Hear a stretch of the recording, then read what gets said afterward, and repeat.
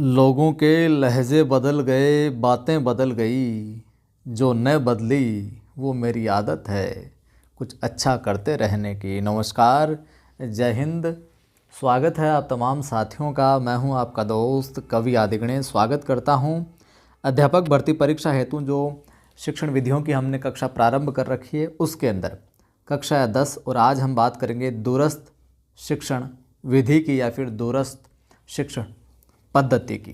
ठीक है, नाम से ही आपके समझ में आ गया होगा कि कोई शिक्षा पद्धति ऐसी है जो दूर बैठे हुए, दूर रहकर है जो ग्रहण की जाती है, या दूरी से शिक्षा है जो ली जाती है, नॉलेज है जो लिया जाता है।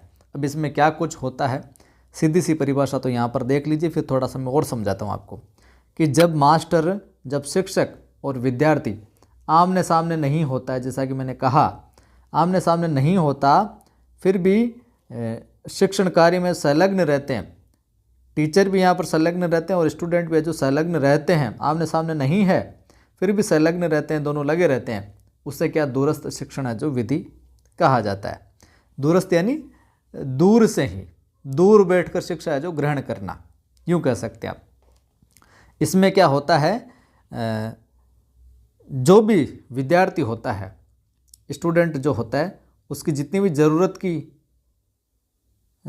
की जो सामग्री होती है, शिक्षण सामग्री, आवश्यक शिक्षण सामग्री, पाठ्य सामग्री, उसको है जो अपने घर पर ही है जो उपलब्ध करवा दिया जाता है। घर पर ही क्या करवा दिया जाता है, उपलब्ध करवा दिया जाता है। और वो जब तक चाहे तब तक है जो निरंतर शिक्षा है जो ले सकता है, बीच में छोड़ दी तो बाद में भी वो शुरू कर सकता है। ठीक है, यानी कि जो रेगुलर बेसिस पे है जो स्कूल नहीं जा सकते, किसी भी कारणवश रेगुलर बेसिस पे स्कूल नहीं जाते, उनके लिए ये है जो एक तरीके से विकल्प है, दूरस्थ शिक्षा या मुक्त शिक्षा पद्धति का एक तरीके से उनको मोटिवेट करती है। अब देखिए साहब, इसमें प्रिंट और इलेक्ट्रॉनिक मीडिया दोनों का जो इस्तेमाल होता है। लिखित रूप में भी चीज़ें मिलती हैं और इलेक्ट्रॉनिक मीडिया जो है इंटरनेट वगैरह, टीवी वगैरह, वीडियो कॉलिंग वगैरह, इनके जरिए भी है जो प्रशिक्षण होता है। दोनों शिक्षार्थी के मुख्य माध्यम के रूप में जो प्रयोग किया जाता है। तो प्रिंट मीडिया और इलेक्ट्रॉनिक मीडिया दोनों चीज़ें हैं जो शामिल होती है। परीक्षा में ज़्यादातर ये बात पूछी जाती है, जो नीचे हम बात करेंगे, इसके उपनाम पूछ लिए जाते हैं कई बार कि दूरस्थ शिक्षण पद्धति के उपनाम क्या। यह परीक्षा में सवाल आता है, दूरस्थ शिक्षण पद्धति का निम्न में से उपनाम नहीं है या और क्या कहा जाता है। तो पत्राचार शिक्षा, आप लोगों ने ओपन से है जो किसी ने तो है जो एजुकेशन ग्रहण की होगी। तो पत्राचार शिक्षा जो शिक्षण सामग्री, पाठ्य सामग्री जो भेज दी जाती है आपको डाक के माध्यम से, गृह अध्ययन भी कह सकते हैं, घर पे पढ़ के जो अपना काम करना होता है, प्रोजेक्ट सबमिट करना होता है डाक के जरिए। मुक्त अधिगम, बिल्कुल स्वतंत्र रूप से है जो काम किया जाता है। मुक्त अधिगम, स्वतंत्र अध्ययन। मुक्त अधिगम से तात्पर्य कोई आपके बंदिश नहीं होती, एक तरीके से ये मुक्त है जो रखती है आपको अपने हिसाब से है जो सुविधा अनुसार। तो ये इसके उपनाम हो जाएंगे। एक टेली एजुकेशन भी ध्यान में रखना, ये आज के हिसाब से ये नाम इसको दे दिया गया, टेली एजुकेशन। अब देखिए, और विद्वानों के अनुसार समझ तो गए कि दूरस्थ शिक्षण विधि क्या है। मतलब कि मास्टर और टाबर जो है एक जगह कौन रहे, टाबर तो अटे बैठे है, मान लो जयपुर का मान है और मास्टर जो कोलकाता का मान है। अब शिक्षण पद्धति क्या उसी तो अलग अलग है, जो इस तरह की संस्थाएं बनाई हुई है, उनके द्वारा वो जयपुर में बैठा है जो उसके लिए अप्लाई कर सकता है और वहाँ से जो पाठ्य सामग्री आ जाएगी, वहीं से जो चीज़ें जो वो अपना जो भी परीक्षा वगैरह, नोट्स वगैरह, प्रोजेक्ट वगैरह घर पे आ जाएगा, उनको भरेगा, सारा काम करेगा और डाक के माध्यम से वापस वहाँ भिजवा देगा, वहाँ से मार्किंग होके रिजल्ट वगैरह आ जाएगा। इस प्रकार से ये शिक्षण पद्धति जो काम करती है। परिभाषाओं की बात करते हैं तो पीटर्स महोदय हुए हैं एक। पीटर्स महोदय क्या कहते हैं कि दूरस्थ शिक्षा ज्ञान, कौशल तथा अभिवृद्धि प्रदान करने की एक नवीन तथा उभरती हुई विशिष्ट आवश्यकताओं की पूर्ति करने वाली शैक्षिक क्या है, संरचना है। कि दूरस्थ शिक्षा क्या है, ज्ञान कौशल अभिवृद्धि प्रदान करने की एक नवीन तकनीक कह सकते हो या उभरती हुई आवश्यकताओं की जो अपनी पूर्ति करने वाली क्या है, शैक्षिक संरचना है शिक्षा की, जो दूरगामी शिक्षा के रूप में है, जो लोगों को शिक्षा देने में है जो समर्थ है, जो रेगुलर बेसिस पे पास रहकर शिक्षा ग्रहण नहीं कर सकते, उनके लिए उपयोगी है। ठीक है गुरुजी, समझ में आ गई ये बात भी। आगे हम बात करें इसमें अगली परिभाषा की, तो डॉक्टर कुलश्रेष्ठ के अनुसार, कुलश्रेष्ठ महोदय इस दूरस्थ शिक्षा प्रणाली को अपनी परिभाषा के अंदर बहुत अच्छे से समझाते हैं। क्या कि दूरस्थ शिक्षा व्यापक तथा अनौपचारिक शिक्षा की एक विधि है। ध्यान में रखना, दूरस्थ शिक्षा किस प्रकार की है, व्यापक तो है, साथ साथ अनौपचारिक शिक्षा की एक विधि है जिसमें दूर दूर स्थानों पर स्थित छात्र, जैसे कि मैंने पूर्व में बताया आपको, अलग अलग जगह रहने वाले छात्र शैक्षिक टीचिंग तकनीकों के द्वारा प्रायोजित विकल्पों में से किन्हीं निश्चित विकल्पों जैसे भली भांति संरचित स्वनुदेशन सामग्री, पुस्तकों, मतलब खुद सिलेक्ट कर सकता है वो अपने हिसाब से, खुद विषय चुनाव कर सकता है, संदर्भों, शोध पत्रिकाओं के सेट, चार्ट हो गया, मॉडल हो गया, पोस्टर हो गया, अन्य कोई दृश्य सामग्री हो गई, टेलीविज़न हो गया, रेडियो प्रसारण हो गया, इन आदि का प्रयोग करते हुए शिक्षा के जो उद्देश्यों की प्राप्ति है जो करता है। घर बैठे इन माध्यमों के जरिए है जो वो शिक्षा है जो ग्रहण करता है। ये सारी की सारी चीज़ है जो इसमें होती है। अब गुण और दोष देखें उससे पहले इसका मैं सार आपको बताऊं कि क्या है ये मामला।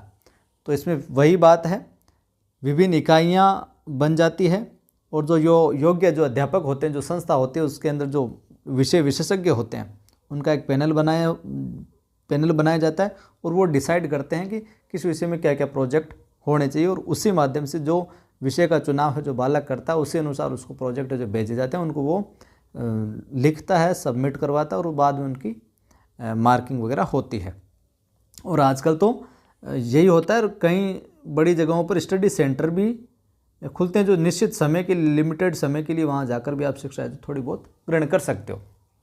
चलिए अब गुणों की बात करते हैं कि इसके लाभ क्या क्या हैं, फ़ायदे क्या क्या हैं दूरस्थ शिक्षण विधि के। वीडियो आपको अच्छा लग रहा है, यहाँ से आपको फ़ायदा मिल रहा है तो लाइक शेयर कर दें, पहली बार देखना और सब्सक्राइब कर लें। जल्दी ही व्याकरण की टेस्ट सीरीज आपके लिए चालू होगी और रीट जो मुख्य परीक्षा है उसके लिए प्रयास चल रहा है। आपको हिंदी के, केवल हिंदी के मॉडल पेपर भी उपलब्ध करवा दूँ मैं 10, उनके बुकलेट भी आपको उपलब्ध करवा दूँ। देखिए गुण क्या है इसमें, जो लोग, पहला गुण तो कि घर बैठे आप जो ज्ञान ग्रहण कर सकते हैं, घर बैठे ही ज्ञान प्राप्त कर सकते हैं, जो एजुकेशन है स्कूली वाली वो। दूसरा, अगर आप कोई कहीं ना कहीं काम कर रहे हैं, कहीं ना कहीं सेवा दे रहे हैं, अपनी सेवारत हैं, तो इसके माध्यम से है जो आप क्या शिक्षा है जो ग्रहण कर सकते हैं, अपनी डिग्री वगैरह है जो पूर्ण कर सकते हैं। ये लाभ हो गया इसका। और तीसरे में लाभ की बात करूं तो अपनी योग्यता के अनुसार,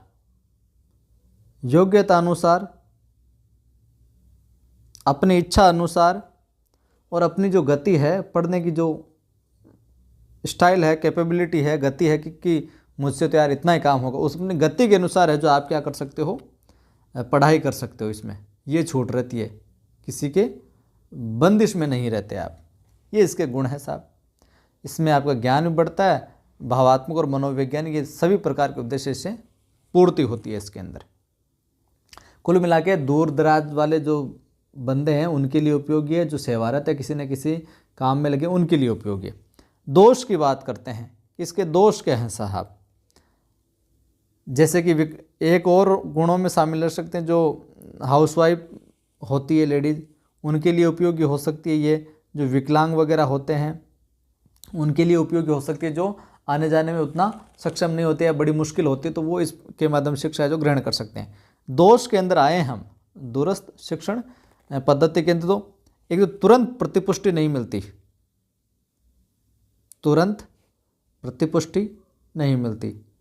तुरंत प्रतिपुष्टि से तात्पर्य क्या हुआ गुरुजी, मतलब कि आपने जो सबमिट करवा दिया डॉक्यूमेंट, यानी कि जो प्रोजेक्ट जो कुछ भी हुआ, तो आप ये नहीं कि आपने सबमिट करवाया और बस कल ही रिजल्ट आ जाएगा, ऐसा नहीं होता, तुरंत प्रतिपुष्टि नहीं मिलती। जैसे कि स्कूल में हम जाते हैं, कोई भी सवाल हो गया, मान लो क्लास में बैठे कोई भी सवाल हो गया, तुरंत वहाँ तो सामने गुरुजी रहेंगे तो गुरुजी को सवाल बताओ इकाई से, तो गुरुजी तुरंत जवाब दे देंगे, या उस समय नहीं दे पाए थोड़ी देर बाद में दे देंगे पता करके, लेकिन दे देंगे, तो वहाँ पर तुरंत प्रतिपुष्टि है जो मिल जाती है, प्रत्युत्तर है जो मिल जाता है। तो यहाँ पर ऐसा काम नहीं, ये थोड़ा सा इसका, क्योंकि आमने सामने तो मास्टर रहता नहीं है, पत्राचार के माध्यम से होता है, तो इलेक्ट्रॉनिक मीडिया के माध्यम से हो तो भी वो निश्चित समय रहता है। जब टीचर को समय रहता है तो हो सकता है, जब बच्चों को समय नहीं हो, जब बच्चे को तो टीचर को समय नहीं हो, तो इस प्रकार से तुरंत प्रतिपुष्टि नहीं मिलती, ये थोड़ा सा दोष है। और मीडिया का दुरुपयोग भी इसमें देखने को मिल जाता है साहब, ये थोड़ा सा दोष है दूरस्थ शिक्षण पद्धति का। बाकी ये बहुत अच्छी है, ओवरऑल देखें तो बहुत अच्छी है ये, ठीक है। वीडियो अच्छा लगा तो फिर लाइक कर दो, लाइक किया करो, जो भी साथी देखें, लाइक करने से आपका कोई पैसा नहीं जाता, बस हमें थोड़ा अच्छा लगता है कि हाँ हमारी मेहनत सार्थक साबित हो रही है। सभी दोस्तों को साझा किया करो, शेयर किया करो, ताकि और बंधु जुड़ेंगे तो उनकी मदद होगी। पहली बार देखने वाले सब्सक्राइब कर बेल आइकन क्लिक कर लो। टेलीग्राम चैनल का जो लिंक है वो डिस्क्रिप्शन में मिल जाएगा आपको। कवि